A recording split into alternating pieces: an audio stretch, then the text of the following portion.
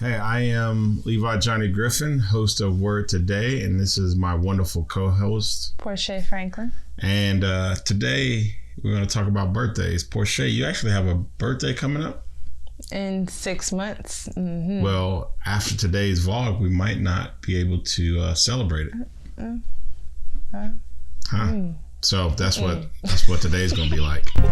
Let's fight and pray, move out of my way.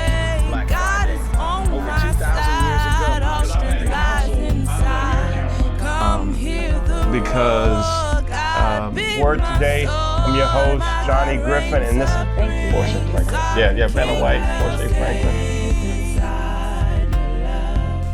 Should we celebrate Christmas or birthdays at all? So that's what we're going to be talking about today. Should we celebrate Christmas or birthdays at all? So you want to just jump right in? Mm-hmm. Let's just do this. You want to read some scriptures against birthdays? All right. Ecclesiastes. I feel like we should start this over. A good name is better than fine perfume, and the day of death better than the day of birth. It is better to go to a house of mourning than to go to a house of feasting. Mm-hmm.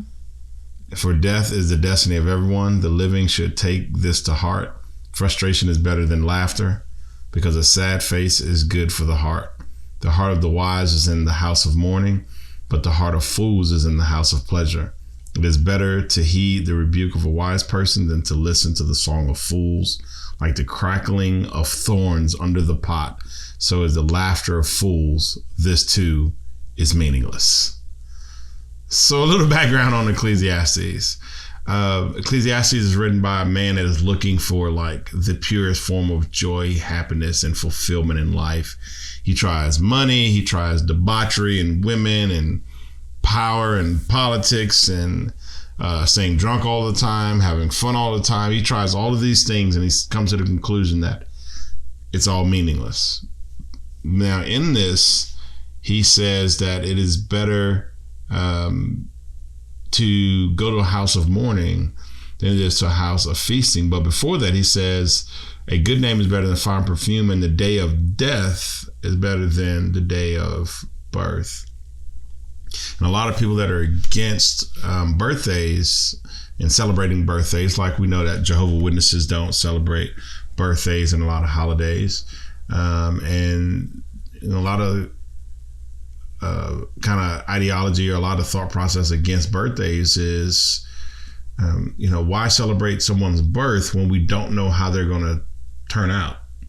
They could be baby Hitler, right? You going, hey, Google baby Hitler, take this muffin and these toys, right? And you're celebrating the life of Stalin or Hitler or, or Saddam Hussein or one of these like terrorists, right? Someone that is remarkably evil. I guess that's funny. Porsche like funny that we're celebrating Hussein's birthday. I'm laughing at your analogies. You're mocking baby Hitler. Get your little muffin baby Hitler. Here's your, look at this little beanie put on baby Hitler. Gonna kill millions later.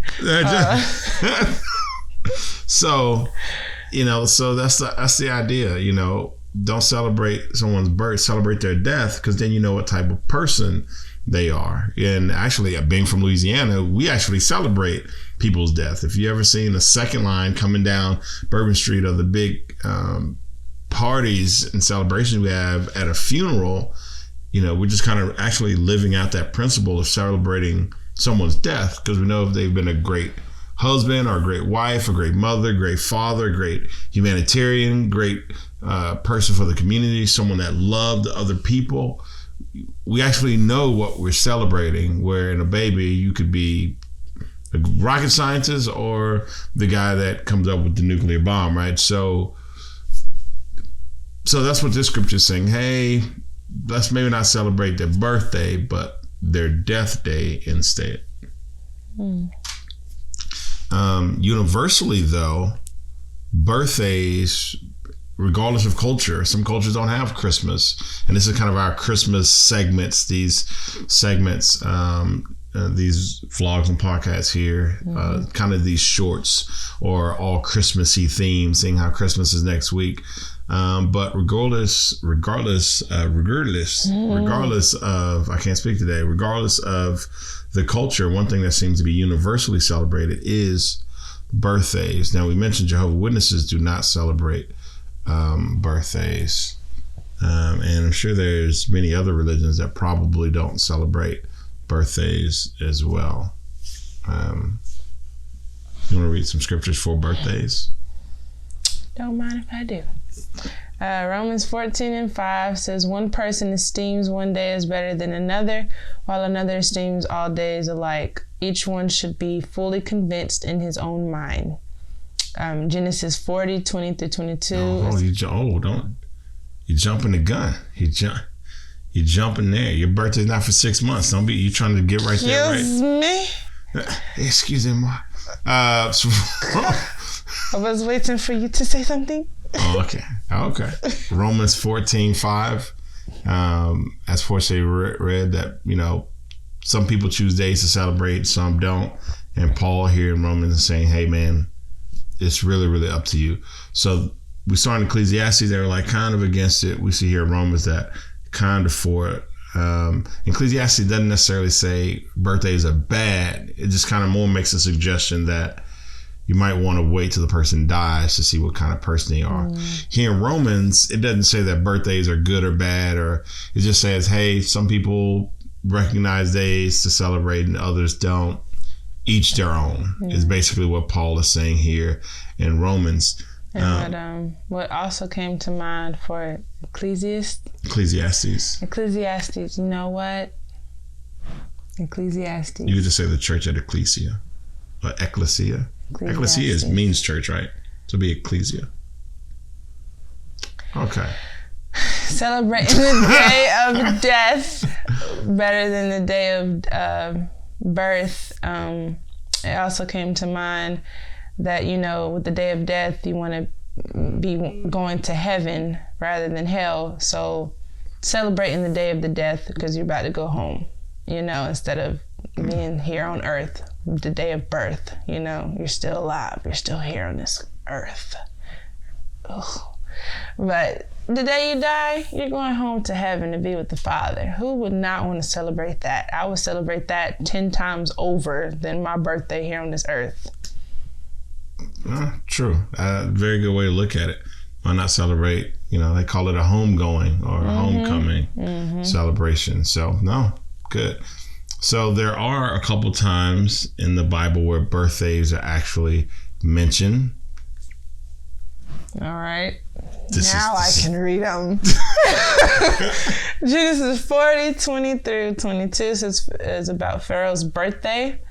And Matthew 14:6 is about King Herod's birthday. So there's a couple birthdays being mentioned there. Now, both of those were celebrations that kind of had weird twists to them.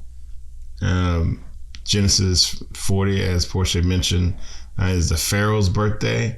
But at the Pharaoh's birthday party, he restored the cupbearer's position, but actually hanged the baker. So if you remember that story, Joseph, by his brothers, gets sold into slavery. He eventually winds up in Potiphar's house. Potiphar's old lady says that he tried to, rape her. So Joseph gets thrown in prison.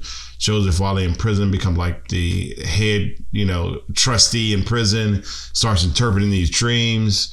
One was for a cupbearer and one for a baker. Tells the cupbearer he'll be restored. Tells the baker he'll be hanged. Joseph pleads that they'll let the Pharaoh know, hey man, I'm innocent, get me out of here. Both of them totally forget. The cupbearer gets restored to his old job. The baker gets hung.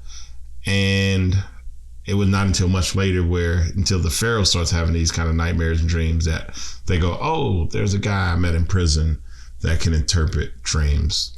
Thank goodness for those dream interpreting prisoners, those prison guys. Baker.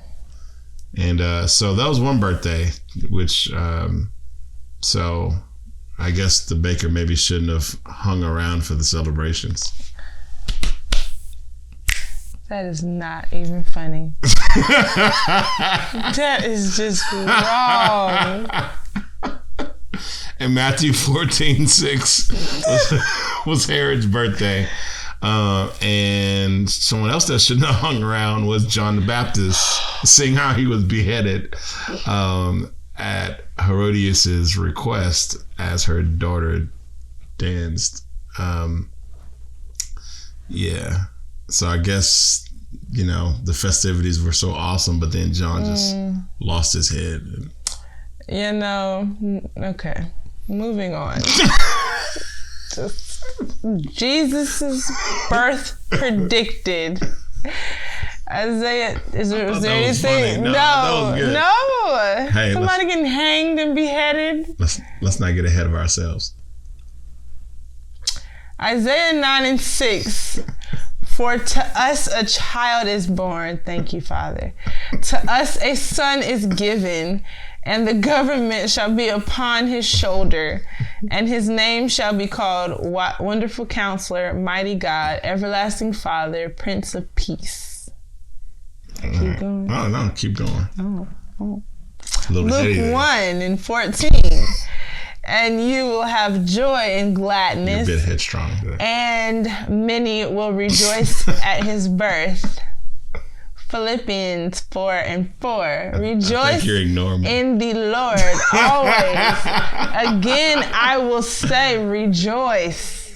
So, not to get too far ahead of ourselves, all of these scriptures are to acknowledge Ecclesiastes. So Ecclesiastes says better is the day a man dies than the day of his birth.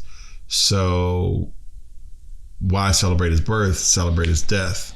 And that is true for everyone with the exclusion of Jesus. And this goes back to the title of this vlog, podcast, depending on if you're listening to it or if you're watching it, which is, should we celebrate Christmas or any birthdays at all? And because so here I'm scrolling through. Okay.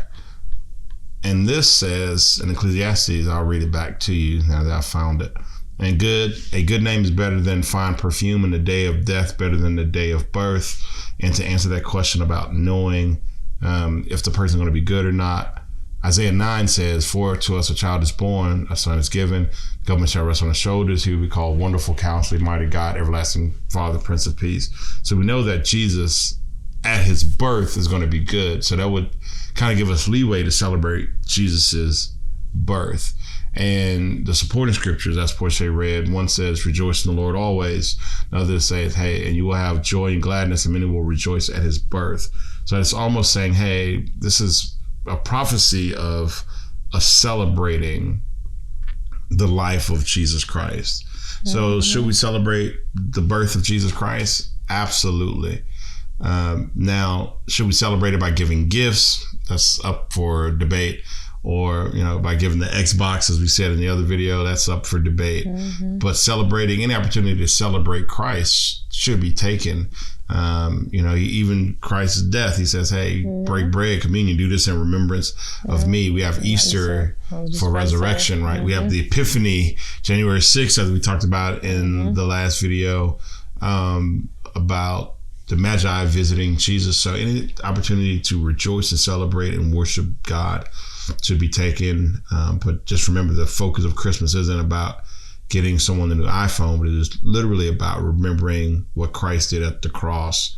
And to tie that into the prosperity gospel, we are prosperous not because we have 5 Bentleys or 5 Lexuses or a big house with 5 car garages. We are prosperous because of Jesus' a series of unfortunate events. He was spit on, beaten, and went to the cross.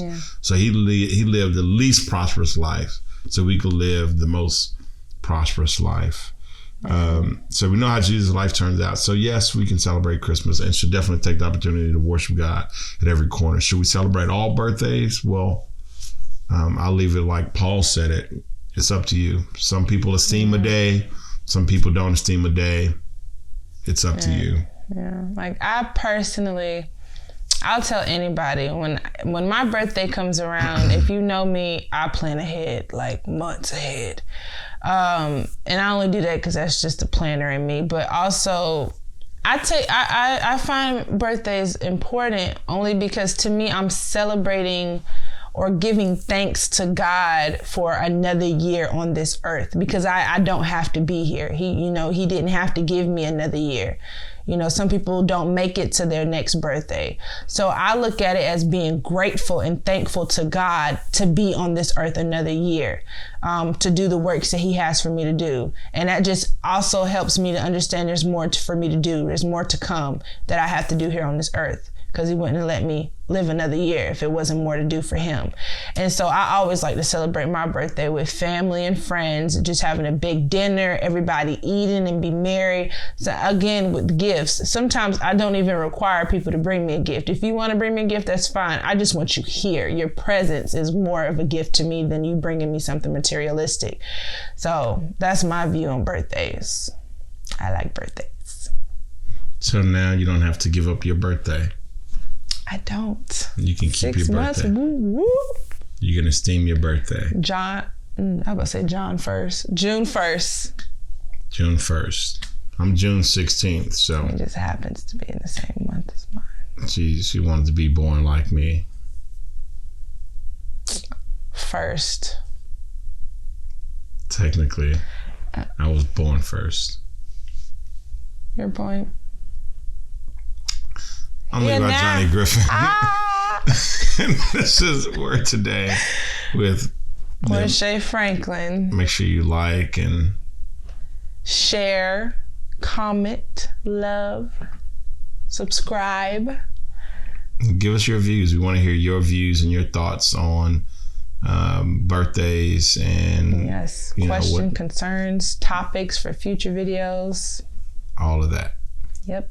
All right. We love you. Merry Christmas. And a Happy New Year. Peace. You about to do the peace like me? No, I wasn't.